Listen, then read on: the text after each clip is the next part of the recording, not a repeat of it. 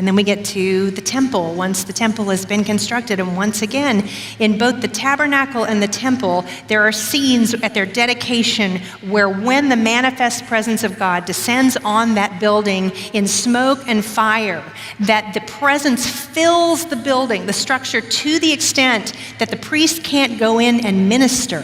It's not safe. Can't go in there yet. Wait till it dies down. Dangerous light.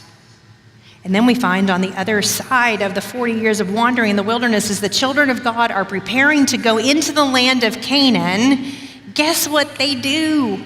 They grumble. Who saw that coming? No one. Oh, and we can make fun of them because we bear nothing in common with them. They grumble against God, and it's around the matter of daily bread. They're like, we don't think he's going to take care of us.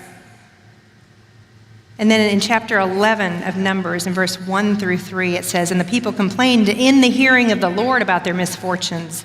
And when the Lord heard it, his anger was," can you guess? "Kindled.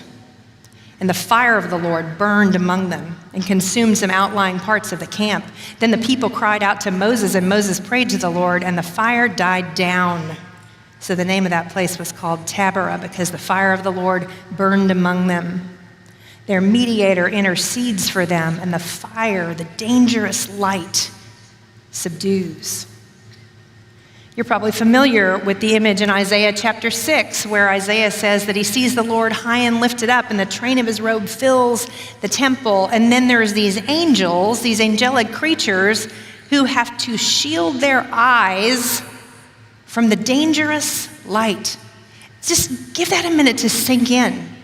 Angels are sinless beings. A pure, sinless being has to shield itself from the manifest glory of God in his presence. And then we find that Isaiah too has a reaction.